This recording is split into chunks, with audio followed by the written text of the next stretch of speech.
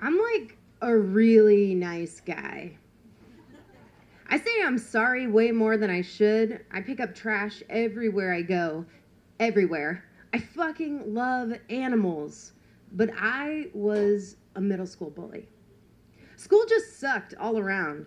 I was always hypersensitive to the opinions of others, typical low self-esteem, and felt as if I could hear their thoughts of what a fuck-up I was. Never doing well in school and learning early on that I needed medication and special education to curb my ADD and behavioral problems didn't help. I realize now that everyone wrestles with the anxiety of fitting into a social structure and learning to love themselves as they are. But at the time, it felt soul-crushing.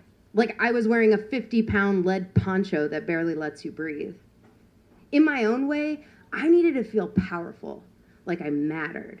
Like I shouldn't have to be the only person that gets pantsed in the hallway or called a faggot or chastised because I couldn't afford Stussy gear.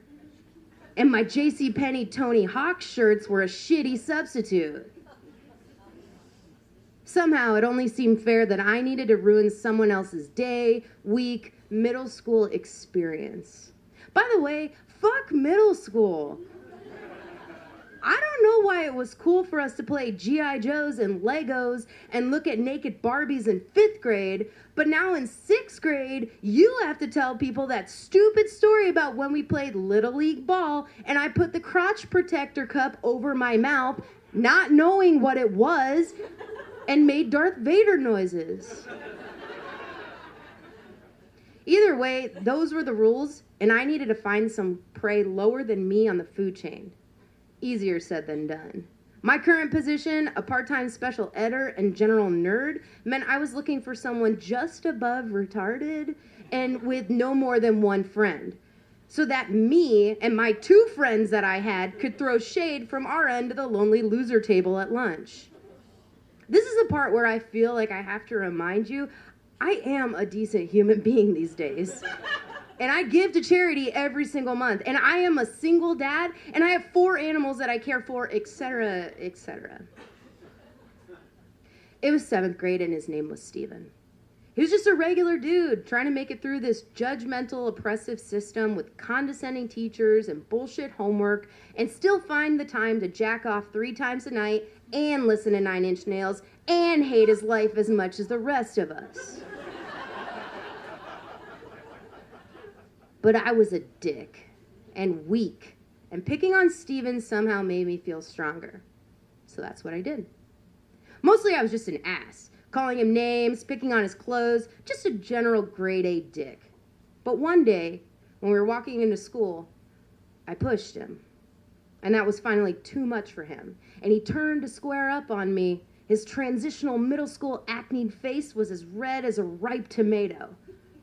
Now, by all accounts, he should have just whooped my ass. Both because I deserved it and because I'm a tiny human.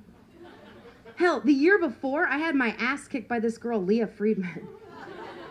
There was nobody that my puny presence could have truly affected. But I thought I was more powerful than Steven. He was my target. And if I had to be someone's bitch, then so did he.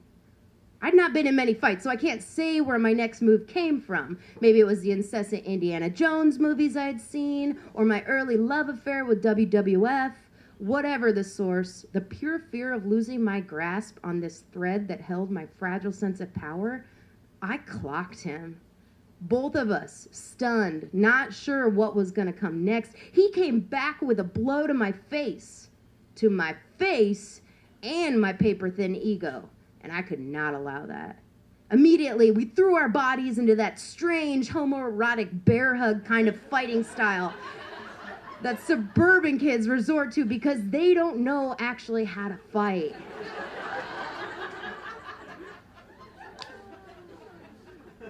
This was all I heard as I watched myself slam his head against the cold, ugly, poorly painted concrete block of the Atascocita Middle School walls. In the principal's office, I apologized, and we shook hands. I wish I could say we were friends after that, but Steven rightfully thought me as an asshole. I tried to just leave him alone after and make it through the rest of our school year sharing this shitty scholastic routine that seemed to never change. What did change was my view of where I stood in society. I carried with me this shocking imagery and impressive guilt of that day. I think I subconsciously allowed it to begin to make me a champion for the underdog, a believer in building up people who were hurting, and a staunch advocate for love and compassion. I'm not proud of who I was, or any of the times I've been an asshole since then, and there have been plenty, but it caused me to realize that sometimes you won't be the better version of yourself until you've been the worst. Thank you.